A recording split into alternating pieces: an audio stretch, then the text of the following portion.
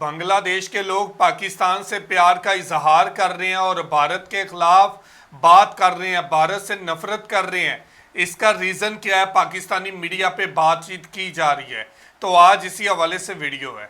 Video की तरफ बढ़ने से पहले आप दोस्तों से गुजारिश है, अगर आप चैनल पे नए हैं तो चैनल को सब्सक्राइब करें, साथ बने बेल आइकॉन को भी दबाएं ताकि आपको वीडियो का नोटिफिकेशन सबसे पहले मिलता रहे। चलें वीडियो शुरू करते हैं जी। 1 2 3 गो। हसीना वाजिद की हुकूमत के इख्तिताम के बाद से ही हम देख रहे हैं कि बांग्लादेश में एंटी इंडिया सेंटीमेंट प्रिवेल कर रहा है। इसकी क्या रीज़न है? आज की इस वीडियो में हम उस रीज़न को जानने की कोशिश करेंगे और वो एक रीज़न नहीं है, वो मल्टीपल रीज़न्स हैं जिसकी वजह से बांग्लादेशी अवाम में एक रिजेंटमेंट मौजूद है भारत के हवाले से और भारत की सरकार की पॉलिसीज़ के हवाले से। आज की इस वीडियो में हम वही डिस्कस करेंगे कि वो रिजेंटमेंट क्या है, क्यों मुतनफ़िर है बांग्लादेश की अवाम भारतीय सरकार से। तकरीबन 1 माह पहले हसीना वाजिद की सरकार जब ख़त्म हुई थी तो उसके बाद हमने देखा था कि किस तरह पाकिस्तानी और बांग्लादेशी अवाम में एक ज़बरदस्त भाईचारे का सेंटिमेंट देखने को मिल रहा है और साइबर स्पेस में दोनों अवाम एक दूसरे को सपोर्ट कर रही थी। और साइबर स्पेस में आपको पता है ज़्यादातर जेन जी और मिलेनियल्स का राज है, यानी जो यूथ है वो एक दूसरे को बहुत ज़्यादा सपोर्ट प्रोवाइड कर रही थी और अभी भी कर रही है। और दूसरी जानिब हमने देखा था कि भारत में बीजेपी लेड सरकार जो है, उनके सपोर्टर्स जो उनकी यूथ है वो बांग्लादेश के हवाले से बहुत ही नेगेटिव कमेंट्स लिख रहे थे और वो कह रहे थे कि ये तो दहशतगर्द हैं, मतलब उनको आतंकवादी बना के पेश किया जा रहा था। बांग्लादेश की जिन स्टूडेंट्स ने इतनी मुश्किलात से जो छुटकारा पाया था, मतलब उनके लिए वो बहुत एक इमोशनल चीज़ है, वो उनके दिल के बहुत करीब है और भारतीय उसको टॉन्ट कर रहे थे। मतलब इस हवाले से उनको बातें लगा रहे थे कि तुम तो हो ही दहशतगर्द, तुम तो बिल्कुल मुल्क को तबाह कर दोगे, तुमने मुल्क का सत्यानाश करके रख दिया है। और इसके अलावा एक और बहुत ज़्यादा एक चीज़ को वो हवा दे रहे थे, सेक्टेरियन वायलेंस को वो हवा दे रहे थे कि इस पूरी स्ट्रगल के दौरान जो बांग्लादेश में हिंदूज़ हैं अब वो महफूज नहीं रहे। हालांकि हमने देखा था कि किस तरह हिंदूज़ के जो टेम्पल्स हैं उनकी हिफाजत की जा रही थी, लेकिन इंडिया में एक किस्म का प्रोपेगेंडा फैलाया जा रहा था एक दो वाक़यात की बेस पर कि अब हिंदूज़ महफूज नहीं हैं, कि स्टूडेंट्स ने उन पर हमले शुरू कर दिए हैं और उसका सारा काउंटर भी आ रहा था सोशल मीडिया के ऊपर। तो साइबर स्पेस पे एक तो चीज़ हमने देख ली कि पाकिस्तानियों और बांग्लादेशियों का प्यार और भारतीयों की बांग्लादेश से नफ़रत, और अल्टीमेटली डेफिनेटली जब एक जगह से नफ़रत आती है तो फिर उसका जवाब भी नफ़रत से ही मिलता है। उसके बाद अब हम देख रहे हैं कि जो बांग्लादेश की साइबर स्पेस है वो भारत के हवाले से बहुत ज़्यादा नेगेटिव हो चुकी है और अब भारत पर और किस्म के इल्ज़ामात लग रहे हैं। अब वो और किस्म के इल्ज़ामात क्या हैं कि भारतीय पॉलिसीज़ की वजह से बांग्लादेश में सैलाब आया है, भारत ने अपने दरियाओं का पानी छोड़ दिया है और कोई वार्निंग भी नहीं हमें दी, इसकी वजह से बांग्लादेश में इतनी ज़्यादा हलाकतें हुई हैं। इसके हवाले से हम ज़रा बाद में देखेंगे, लेकिन पहले हम ये देख लें कि ये जो सेंटीमेंट था ये बांग्लादेश में कुछ महीनों से काफ़ी इंटेंसिफाई हो गया था। एंटी इंडिया और इंडिया आउट की कैंपेन जिसको हमने 7 माह पहले डिस्कस किया था जब हसीना वाजिद इलेक्शन जीत रही थी, और हमने उसी वक्त भारत को खबरदार किया था कि भारत की अगर इसी तरह की पॉलिसीज़ बरकरार रहीं तो भारत अपने एक अहम पार्टनर को लूज़ कर देगा, ज़ाया कर देगा। और वही हुआ, जो हमारी प्रेडिक्शन हमने इस वीडियो में दी थी वो सच साबित हुई कि बांग्लादेशी अवाम बहुत बड़ी तादाद में भारत से मुतनफ़िर हो रही है। इंडिया आउट कैंपेन क्यों शुरू हुई थी कि बांग्लादेश की आवाम बड़े पैमाने पर यह समझना शुरू हो गई थी कि बांग्लादेश की सरकार, हसीना वाजिद की सरकार जो जुल्म ढा रही है, जो अपोजिशन की पकड़ धकड़ कर रही है, ह्यूमन राइट्स और प्रेस फ्रीडम के हवाले से जो इतना तंग कर रही है लोगों को, उसके पीछे भारतीय सरकार है और इंडियन हुकूमत उसको एम्बोल्डन कर रही है, उसको एम्पावर करने में अपना किरदार अदा कर रही है। और बांग्लादेश के सिक्योरिटी अपरेटस में बहुत ज़्यादा भारतीय इंटरफेरेंस है और इस फैक्टर को बांग्लादेशी अवाम ने बड़ा क्रिएटिवली हैंडल करना शुरू किया और अपनी मार्केट्स में भारतीय मसनूआत का बॉयकॉट करना शुरू कर दिया और अपनी शेल्फ से भारतीय चीज़ें, भारतीय प्रोडक्ट्स निकाल के रख दी। हमने ये भी डिस्कस किया था कि इससे ज़्यादा नुकसान फ़िलहाल बांग्लादेश को हो रहा था, लेकिन ये भी हमने डिस्कस किया था कि इस चीज़ का लॉन्ग टर्म में भारत को ज़्यादा नुकसान होगा, कि भारत इतने बड़े पार्टनर से हाथ धो बैठेगा एक दिन। मतलब आपने हुकूमत में तो इन्वेस्ट किया हुआ है, हुकूमती जो सारा सेटअप है, जो मशीनरी है, जो इस्टेब्लिशमेंट है वो आपके साथ है, बट अवाम आपके साथ नहीं है। भारत के खिलाफ बहुत ज़्यादा सेंटिमेंट क्रिएट हो चुका था। और ये चीज़ स्टूडेंट्स प्रोटेस्ट से शुरू नहीं हुई थी, ये बहुत अरसे से चल रही थी। इंडिया आउट की कैंपेन, जिसको आप इस वीडियो में देख सकते हैं, एक एंटी इंडिया सेंटिमेंट। और इनकी इंटरिम हुकूमत के जो प्राइम मिनिस्टर हैं, जो सबके इस वक्त दिलदादा हैं, जिसको बांग्लादेश की यूथ सपोर्ट कर रही है, मोहम्मद यूनुस, उन्होंने भी भारतीय मीडिया से बातचीत करते हुए कहा था कि हसीना वाजिद को बहुत ज़्यादा सपोर्ट कर रही है भारतीय सरकार, जो हमारे लिए दुख का बायस बन रही है। जी हाँ, तीसरी जो गलती की भारत ने कि हसीना वाजिद को सपोर्ट करना शुरू कर दिया। जब हसीना वाजिद अपने मुल्क से दम दबाकर भागी तो किसने इनको शेल्टर प्रोवाइड किया? भारत ने। वैसे भारत ने बाकी बांग्लादेश के लोगों के लिए वीज़ास फिलहाल बंद किए हुए हैं, अपने दफातर उन्होंने बंद किए हुए हैं कि जब तक उनको समझ नहीं आ रहा कि आगे किस तरह नेविगेट करना है। बांग्लादेश से फिलहाल जो ताल्लुकात हैं वो काफ़ी हद तक डाउनग्रेड हो चुके हैं। लेकिन हसीना वाजिद को इन्होंने पनाह दी।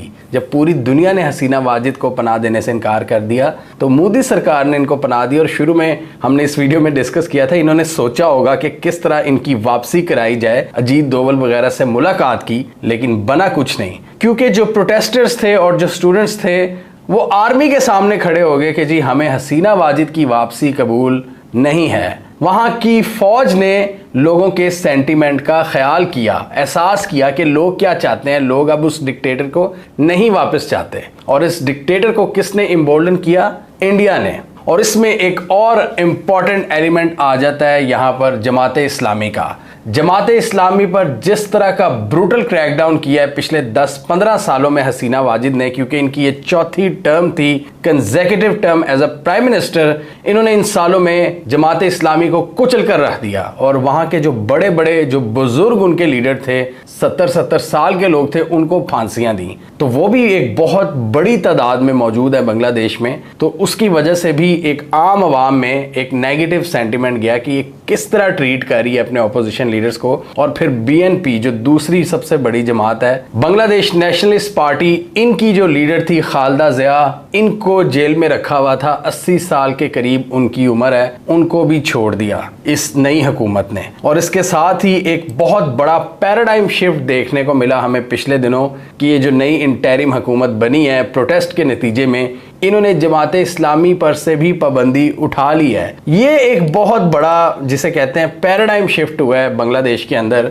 कि जमाते इस्लामी, जिसको शेख हसीना वाजिद बांग्लादेश की एक दहशतगर्द जमात डिक्लेयर कर चुकी थी, उनको बैन कर चुकी हुई थी, उन पर से बैन हट चुका है। और बहुत से एनालिस्ट के मुताबिक इसमें भी भारत का हाथ था। मतलब उन्होंने एक प्रेशर डाला हुआ था कि अपने मुल्क में जितने भी इस्लामिक एलिमेंट्स हैं, जो इस्लामिक पार्टीज हैं, उन पर आप ज़रा सख्त हाथ रखें। आप अपने ज़्यादा सेक्युलर क्रेडेंशियल्स मनवाएं अपने मुल्क में, ना कि आप इसको कोई इस्लामिक कंट्री के तौर पर पेश करें बांग्लादेश को। तो इसमें भी जो भारत के साथ इनकी अटैचमेंट है ना, उसने बहुत ज़्यादा किरदार अदा किया। मतलब मोदी सरकार इनको गाइड करती रही कि किसको पकड़ना है और किसको नहीं, और किस तरह अकेले ही डिक्टेटर की तरह हुकूमत करनी है। मतलब ये जब इलेक्शन जीती थी 6-7 माह पहले, तो आप देखें ये वाहिद पार्टी थी जो इलेक्शंस में हिस्सा ले रही थी। बड़ी बड़ी पार्टीज ने इसका बॉयकॉट किया हुआ था। यूनिलैटरली आप किस तरह इलेक्शन जीत सकते हैं? और सबसे पहले मोदी साहब ने मुबारकबाद दी थी कि हम साथ काम करने को तैयार हैं। तो ये चीज़ बांग्लादेश की आवाम समझ चुके थे कि इनकी जितनी भी सख्त पॉलिसीज़ थी ऑपोजिशन के ख़िलाफ़, बांग्लादेश के लोगों के ख़िलाफ़, स्टूडेंट्स के ख़िलाफ़, उसके पीछे भारत का हाथ था। भारत की ये मेन प्लेयर थी बांग्लादेश के अंदर, और इनकी कंसोलिडेशन में भारत का एक बहुत अहम किरदार था जो अब ख़त्म हो चुका है। भारत अपना एक बहुत बड़ा प्लेयर वहाँ से लूज़ कर चुका है।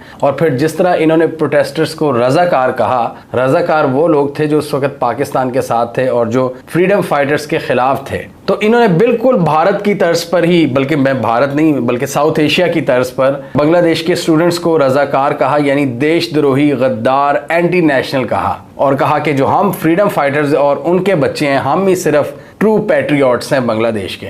इस चीज़ को बांग्लादेश की आवाम ने कहा कि ऐसी की तैसी। उन्होंने शेख मुजीबुर रहमान के मुजस्मे भी उड़ा के रख दिए। उन्होंने कहा तुम हमें गद्दार कहते हो, हम गद्दार बन के दिखाएंगे। और अब गद्दारों की ही हुकूमत है, सो कॉल्ड गद्दारों की। उन्होंने कहा यार तुम अभी तक वो 50 साल पुराना चूरन हमें बेची जा रहे हो, फ्रीडम फाइटर्स, उनके बच्चों के लिए कोटे, उनकी बच्चों के लिए गवर्नमेंट जॉब्स, उनके लिए सब कुछ, हमारे लिए क्या हम बांग्लादेश के लोग नहीं हैं? तो ये सारी सख्तियां, ये ब्रूटल क्रैकडाउन, ये जो डिक्टेटर बनी हुई थी, इसके पीछे बांग्लादेश के लोगों का ये ख्याल है कि भारत इनको सपोर्ट कर रहा था, और वो साबित हुआ जब भारत ने सबसे पहले इनको पनाह दी और मोहम्मद यूनुस ने भी भारत से इस चीज़ का गिला किया। और दूसरी तरफ हम देख रहे हैं कि पाकिस्तान के साथ पॉजिटिव सेंटिमेंट्स पाए जाते हैं, स्पेशली इंटरनेट पर। और आई थिंक वो सबसे एक बड़ा टेस्ट होता है किसी भी दो मुल्कों के दरमियान जो लोग हैं उनके माबैन ताल्लुकात चेक करने का कि कैसे ताल्लुकात हैं। आप सोशल मीडिया पर देख लें, आपको पता चल जाता है। और अभी रिसेंटली शहबाज शरीफ की भी बातचीत हुई है मोहम्मद यूनुस से फ़ोन पर, तो दोनों ने बड़े गर्म जोशी के साथ अपने ताल्लुकात को आगे लेकर चलने की बात की है और बड़े पॉजिटिव सेंटिमेंट्स शेयर किए हैं एक दूसरे के बारे में। तो ये तो क्लियर है कि फ़िलहाल भारत की बांग्लादेश में गेम काफ़ी हद तक ख़त्म हो चुकी है। भारत के जो इस वक्त स्ट्रेटेजिक थिंकर्स हैं, पहले वो चाइना पर इल्ज़ाम लगा रहे थे और आजकल वो कह रहे हैं कि इसके पीछे अमेरिका का हाथ था, यानी अमेरिका ने इनकी गवर्नमेंट को टॉपल किया है। इसके अलावा इनके कुछ सरहदी मामलात भी हैं, कुछ बॉर्डर डिस्प्यूट्स हैं असम और वेस्ट बंगाल में, जहां पर भारत की जो सिक्योरिटी फोर्सेस हैं वो बांग्लादेश के जो रेफ्यूजीज हैं उनके साथ अच्छा सलूक नहीं करती। एक ये भी रिजेंटमेंट है। फिर पानी के हवाले से कि भारत इनका पानी कंट्रोल कर रहा है और बाज़ औक़ात भारत अपने दरियाओं का पानी बगैर वार्निंग के छोड़ देता है, जिसकी वजह से बांग्लादेश में सैलाब आ जाता है। और अभी रिसेंटली भी यही सिचुएशन पैदा हुई है। तकरीबन 10 लाख अफराद इससे मुतासिर हुए हैं और बांग्लादेश के जो 64 डिस्ट्रिक्ट्स हैं उसमें से 11 डिस्ट्रिक्ट्स इन सैलाब से मुतासिर हुए हैं। और बांग्लादेश के सोशल मीडिया पर भी ये बातचीत चल रही है कि इस सैलाब की जो सबसे बड़ी वजह है वो ये है कि भारत ने जानबूझकर दुम्बर डैम का पानी छोड़ दिया है, जो कि भारत की त्रिपुरा रियासत के गुमटी रिवर की अपस्ट्रीम है। गुमटी रिवर भारत की जानिब से बांग्लादेश की तरफ बहता है। अभी इस हवाले से कोई कंक्रीट एविडेंस तो नहीं, लेकिन भारत की जो फॉरेन मिनिस्ट्री थी, भारत की जो एक्सटर्नल अफेयर्स की मिनिस्ट्री थी, उन्होंने एक स्टेटमेंट रिलीज की और उन्होंने कहा कि ये जितने भी सैलाब आए हैं बांग्लादेश में, ये शदीद बारिशों और मौसम की तुग़यानी की वजह से आए हैं, इसमें हमारा कोई किरदार नहीं है। और उन्होंने कहा कि चूंकि इस दरिया का पानी बांग्लादेश की तरफ बहता है तो ज़्यादा बारिश होने की वजह से ज़्यादा पानी आ गया था। भारत और बांग्लादेश के दरमियान तकरीबन 54 ट्रांस बाउंड्री रिवर्स हैं जो भारत से बांग्लादेश की तरफ बहते हैं। ये हिमालयंस, कराकोरम और तिब्बत के ग्लेशियर्स हैं जिनका पानी पाकिस्तान, भारत, बांग्लादेश और चाइना की ज़मीन को सैराब करता है। जबकि बांग्लादेश का जो flood forecasting and warning centre है, उन्होंने बातचीत की है मीडिया से। उन्होंने कहा कि इस बार भारत ने पहले की तरह हमें कोई अर्ली वार्निंग नहीं जारी की। मतलब उनके मुताबिक पहले भारत वार्न कर दिया करता था, लेकिन इस बार भारत ने कोई वार्निंग नहीं दी, कोई ऐसा सिग्नल नहीं दिया कि दरिया के पानी का लेवल खतरनाक हद तक ऊंचा हो चुका है। उन्होंने कहा कि अगर हमें वार्निंग मिलती भारत की जानिब से तो बहुत से नुकसान से बचा जा सकता था। बांग्लादेश और भारत के दरमियान वाटर के डिस्प्यूट्स पहले से ही मौजूद हैं और बांग्लादेश हमेशा अपने ज़्यादा शेयर की बात करता है। इस हवाले से एक एग्रीमेंट करना है भारत और बांग्लादेश में, जो अभी तक नहीं हो पाया। और इसी लैक ऑफ ट्रस्ट की वजह से बहुत से बांग्लादेश के लोग समझते हैं कि इन फ्लड्स में भारत का हाथ है। हसीना वाजिद के आउस्टर के बाद बांग्लादेश नो डाउट एक नए चैप्टर में एंटर हो चुका है और उसके लिए बहुत ज़रूरी है वो बड़ा केयरफुली अपने सारे ताल्लुकात को नेविगेट करे। भारत के साथ रिलेशंस, अमेरिका के साथ, चाइना के साथ और इवन पाकिस्तान के साथ भी। पाकिस्तान के लिए यहाँ पर एक बड़ी ज़बरदस्त अपॉर्चुनिटी है और पाकिस्तान उसको अवेल कर सकता है। इस वीडियो में हमने डिस्कस किया था कि चूंकि हसीना वाजिद इंडियन गवर्नमेंट के इन्फ्लुएंस में रहीं तो उस वजह से पाकिस्तान और बांग्लादेश के दरमियान ताल्लुकात आगे नहीं बढ़ सके। उसी दौरान मोदी भी वहाँ पर हुकूमत में थे और हसीना वाजिद भी, तो पाकिस्तान का कोई चांस नहीं बना। इमरान खान ने कुछ कोशिशें की थी लेकिन बात नहीं बन सकी। यानी इससे पहले मैं बता रहा हूँ कि पाकिस्तान और बांग्लादेश बड़े करीब आ चुके हैं। मुशर्रफ की हुकूमत में खालिदा ज़िया पाकिस्तान आई थी सार्क समिट के लिए। तो अभी भी एक आइडियल अपॉर्चुनिटी है कि भारत जो इनको डिक्टेट करता था पहले कि जी जमात इस्लामी को बैन करो, बांग्लादेश को एक सेकुलर रियासत बनाओ, मजहबी पार्टियों को बैन करो, पाकिस्तान के साथ ताल्लुकात ना कायम करो और हमारे इंटरेस्ट को आगे लेकर चलो, वो चैप्टर अब काफ़ी हद तक क्लोज हो चुका है। भारत को भी यही मशवरा दिया जा रहा है बहुत से स्ट्रेटेजिक थिंकर्स की जानिब से कि उनको अपनी बांग्लादेश की पॉलिसी को रिकंसीडर करना होगा। अब नए सिरे से बांग्लादेश के साथ ताल्लुकात को आगे लेकर चलना होगा क्योंकि अब नई रियलिटीज़ हैं। अब उनके पपेट्स हुकूमत में मौजूद नहीं हैं जो अपोजिशन का गला घूंटकर खुद इलेक्शन जीत जाएं और भारत की मनपसंद पॉलिसीज़ को आगे लेकर चलें। वो टाइम गुजर चुका है। वहाँ की एक बहुत बड़ी जमात इस्लामी पर पाबंदी उठ चुकी है। खालिदा ज़िया जेल से बाहर आ चुकी हैं, शेख हसीना वाजिद मुल्क छोड़कर जा चुकी हैं। तो यहाँ से आप अंदाज़ा लगा लें कि बांग्लादेश की इक्वेशन अब किस हद तक तब्दील हो चुकी है। इस इक्वेशन में देखना यह है कि किस तरह पाकिस्तान, इंडिया, चाइना और अमेरिका नेविगेट करते हैं और अपने इंटरेस्ट ढूंढते हैं, क्योंकि बांग्लादेश कोई आम मुल्क नहीं है, बहुत ही अहम जगह पर लाया करता है। ये भारत का हमसाया है, पाकिस्तान के साथ डीप हिस्टोरिकल कनेक्शन है, चाइना भी इनकी प्रॉक्सिमिटी में है और रशिया भी बे ऑफ बंगाल में आ चुका है। हमें कमेंट सेक्शन में बताइए, आपके ख्याल में भारत की जो सरकार है वो बांग्लादेश में अपना फेयर शेयर हासिल कर पाएगी? ये तो हम सब जानते हैं कि बांग्लादेश में हसीना वाजिद के लेवल का इन्फ्लुएंस नहीं रहेगा भारत में, यानी उनकी मौजूदगी में भारत का जो असर और रसूख था, लेकिन उनके बाद किसी हद तक वो अपना असर और रसूख कायम कर सकते हैं बांग्लादेश के अंदर, या भारत वो अपॉर्चुनिटी लूज़ कर चुका है शेख हसीना वाजिद को पनाह देकर, और वो शेख हसीना वाजिद को ही दोबारा रीलॉन्च करने की कोशिश करेंगे? और आप ये भी बताइए कि क्या पाकिस्तान इस अपॉर्चुनिटी का इस्तेमाल कर सकता है, या बहुत से मौक़ों की तरह पाकिस्तान ये वाइटल मौका भी हाथ से खो देगा बांग्लादेश के करीब आने का? कमेंट कीजिए। इसके अलावा हमारा यूट्यूब चैनल सब्सक्राइब कर लें, साथ ही वो बेल आइकन भी दबा लें ताकि वो स्टोरीज दुनिया भर से पाकिस्तान से जिनकी मेन स्ट्रीम मीडिया पर प्रॉपर कवरेज नहीं है। तो जी व्यूअर्स, ये थी वीडियो और आपने देखा कि पाकिस्तान के अंदर ये बात की जा रही है कि कैसे स्टूडेंट के प्रोटेस्ट के दौरान हिंदुस्तान के अंदर जो सोशल मीडिया पे बैठे बीजेपी के कारकुन हैं उन्होंने किस तरह नफरत फैलाई, और बांग्लादेश के टेंपल, जो हिंदू टेंपल हैं बांग्लादेश के अंदर, उनकी हिफाजत मुसलमान कर रहे थे। और ये कैसे भारत ने प्रोपेगेंडा किया, नरेंद्र मोदी ने जो बाइडन को फ़ोन करके शिकायतें लगाई कि बांग्लादेश के अंदर हिंदू गैर महफूज हैं, और कैसे एक माहौल पैदा किया गया कि दुनिया को बांग्लादेश के खिलाफ कर दिया जाए।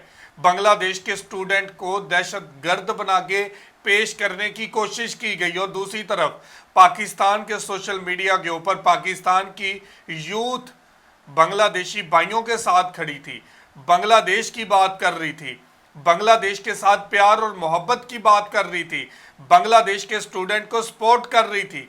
और आज यही वजह है कि इंडिया के खिलाफ कितनी नफरत बन चुकी है बांग्लादेश में, और पाकिस्तान के बारे में कितनी मोहब्बत बन चुकी है बांग्लादेशी लोगों के दिलों में। जुनेद भाई, इंडिया वाले तो ये वाली बात कर रहे हैं कि ये जो स्टूडेंट्स को उजागर किया गया, उनके अंदर ये वाला शऊर आया, ये सारा कुछ पाकिस्तान की आईएसआई ने करवाया, आर्मी इसमें इन्वॉल्व थी।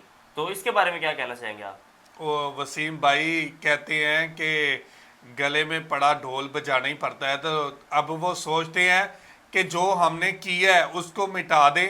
भारत की जो साजिशें हैं, भारत का जो प्रोपेगेंडा है, वो अब ऐसे ही चलना है कि पाकिस्तान बांग्लादेश के करीब आ रहा है, पाकिस्तान की यूथ बांग्लादेश के करीब आ रही है, पाकिस्तान में बांग्लादेश के झंडे लहराए जा रहे हैं, पाकिस्तान में बांग्लादेश के नारे लगाए जा रहे हैं, बांग्लादेश की यूथ इसको पसंद कर रही है, बांग्लादेश के लोग करीब आ रहे हैं, पाकिस्तान और बांग्लादेश में मोहब्बत बन रही है। इसी दौरान एक प्रोपेगेंडा की चिंगारी को आग लगाई जाए कि ये जो कुछ भी हो रहा है आईएसआई की वजह से हो रहा है। बांग्लादेशी स्टूडेंट को हैंडल आईएसआई नहीं कर रही, बांग्लादेश के हालात को कंट्रोल आईएसआई नहीं कर रही। ये सारा कुछ रो की चालाकियां, रो की साजिशें बेनकाब की हैं, और बांग्लादेश के अंदर जो कुछ हुआ, भारत इसीलिए इल्ज़ाम लगाता है कि लोगों के दरमियान में एक दफ़ा फिर चिंगारी जलाऊं, नफरत की लोग दूर हो जाएं कि आईएसआई करवा रही है। आईएसआई का रोल ही नहीं है बांग्लादेश में, आईएसआई को ज़रूरत ही नहीं है बांग्लादेश में इस तरह करवाने की। अब ये भारत जब से दूर हो रहा है, ये इल्ज़ाम पाकिस्तान पे लगाता जा रहा है। पाकिस्तान से कबूतर इंडिया चला जाए तो वो भी दहशतगर्द, पाकिस्तान से गुब्बारा इंडिया उड़ के चला जाए गैस वाला तो वो भी दहशतगर्द, उसको गिराने के लिए मिसाइल मारे जाते हैं। तो ये भारत से आप क्या तवक्को करते हैं, हिंदुस्तानी मीडिया से आप क्या तवक्को करते हैं? तो ये थी आज की वीडियो। आप इस वीडियो के बारे में क्या कहना चाहते हैं ज़रूर कमेंट करके हमें बताइएगा। बहुत शुक्रिया।